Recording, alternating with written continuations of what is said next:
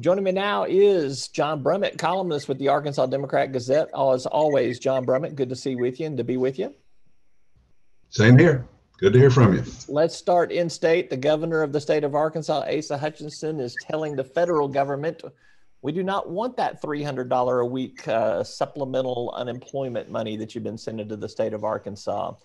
Some say the state's turning away federal money for people that need help. Some say this is needed to get people back into the normal business routine. Is the governor justified in doing this?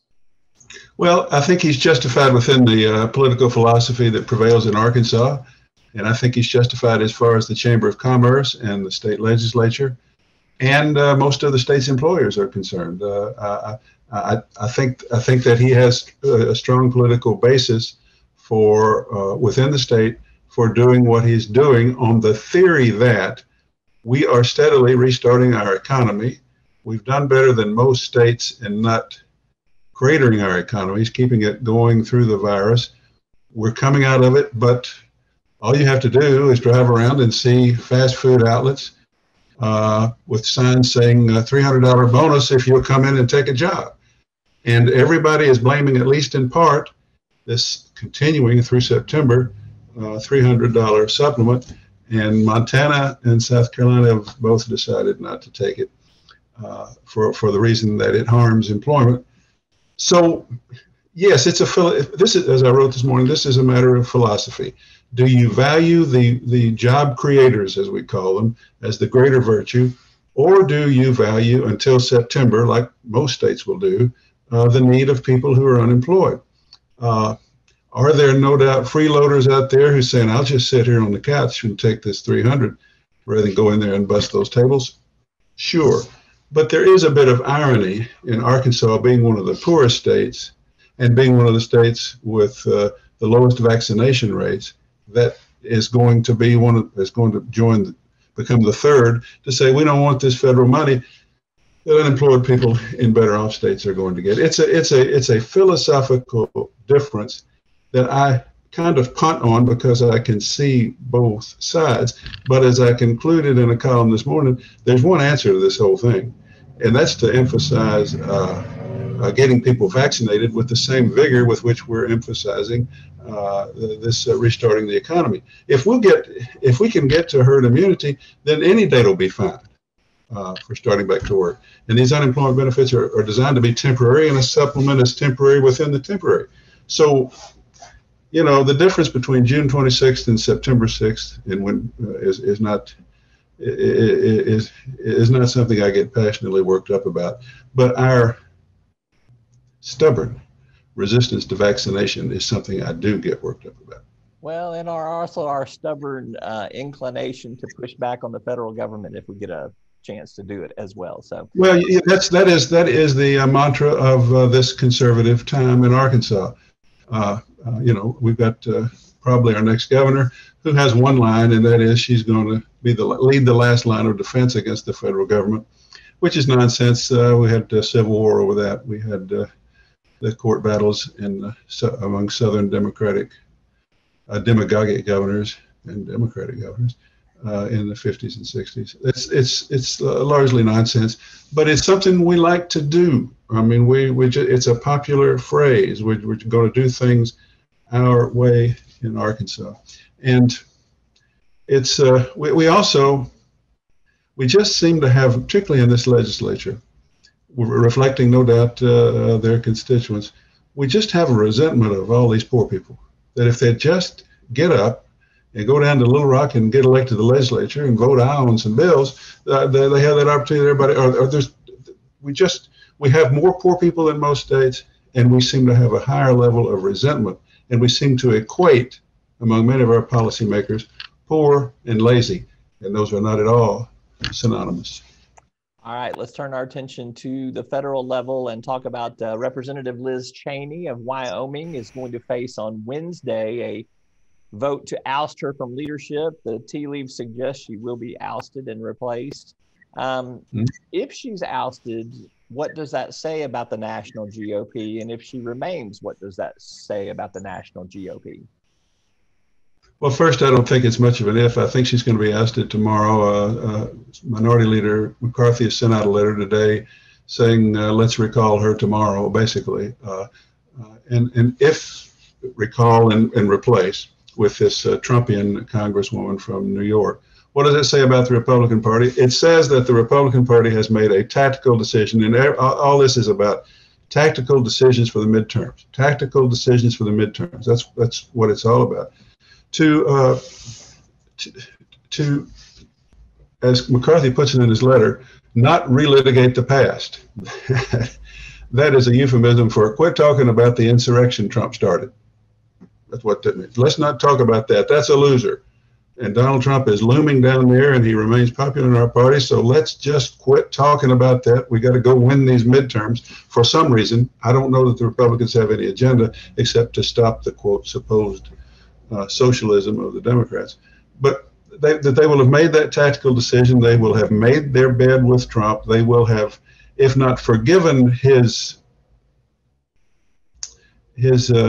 affront to our democracy that produced that incident January 6th, they will have made their peace with it, and they want to talk about the political advisors' advice for mantras for the midterms, and that is stop socialism, stop the cancer culture, fire Nancy Pelosi. I hear that a lot. And as the third-ranking member of the House leadership, Liz Cheney was talking about something else, which is that before you compete in the democratic process, you've got to save the democratic process, and you've got to say, this guy, Trump, and his folks he incited into the Capitol threaten our democratic process. I don't know that Kevin McCarthy, in his heart of hearts, disagrees with that. He was on the phone with Trump in a very contentious conversation that day, and I think he, at the time, had some great resentment of Trump. But I think he believes tactically, okay, Liz, keep saying that if you want to, but you're not going to be part of our leadership team, because our leadership team is going to be talking all about this. And when we have our retreats, the people who are going to speak are going to be people talking about our midterm strategy, not, quote, forgive the air quotes, relitigating the past. All right, so we'll see if the GOP leadership cancels Liz Cheney, as they like to say. Infrastructure maneuvering. The GOP has thrown out a number, at least Mitch McConnell has, that he's willing to talk to President Biden about. There's going to be some meeting across bipartisan lines over the next several days, if not weeks. Are we going to get a deal on infrastructure, do you think? I don't think so. I think the situation in Washington is so toxic. I don't think so. But if we ever could, this would be the time. If all we got to do here is prioritize some infrastructure projects to make our infrastructure safer, to make our lives more efficient. We got to arrive at the priority. We got to arrive at a compromise number, and then we got to take Biden's proposed corporate tax increase to pay for it, and we've got to accept some less amount of it. A few Republicans have got to say, I value traditional infrastructure in my state, and yeah, I'll go along with a little higher increase, but not as much as you say. Biden and his left flank have got to say, yeah, we're right that you need to include an infrastructure addressing the digital divide and providing new ways for our families to care for their declining elderly. But we can't do that all in this bill. We wish we could. So let's put some people to work, and let's pass something. That's all you have to do. It's a matter of, it used to be we could do it. You get together, here's your number, here's my number. Which are the projects we really want? What do they come to? I can't get all that I want. You can't get all you want. Let's have a ceremony in the White House signing a bill with 10 or more Republican senators on board. You blew through the filibuster. I think that would be the very prescription for America right now, because Biden's got a 63% approval rating. We're coming out of the virus, maybe. Our economy is ginning back up unevenly. There's a little bit of positivity out there, I think. And now if we could produce a moment where we would where the two political sides would isolate their extremes and pass this bill, I think that would be the very thing that would that this country wants. But it wouldn't fit into anybody's midterm messaging, would it? Right. And that's the problem. So I don't think in the end, and I think it's a tragedy, I don't think they can get it done.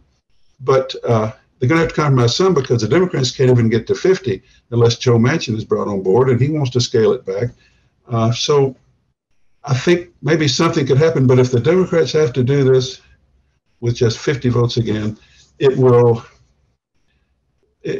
just be, it will be a good program, but it will not be the prescription for the political healing that is so desperate in this country. And about that, if we can't agree to build some bridges to make them safer, that's more than sad. That's tragic. The Reverend John Brummett delivering his sermon on infrastructure there. As always, we appreciate you. Good stuff. Well, I get pretty passionate about those bridges. All right, because everybody has to cross them. Thanks, man. Good to be with you. You bet. Bye.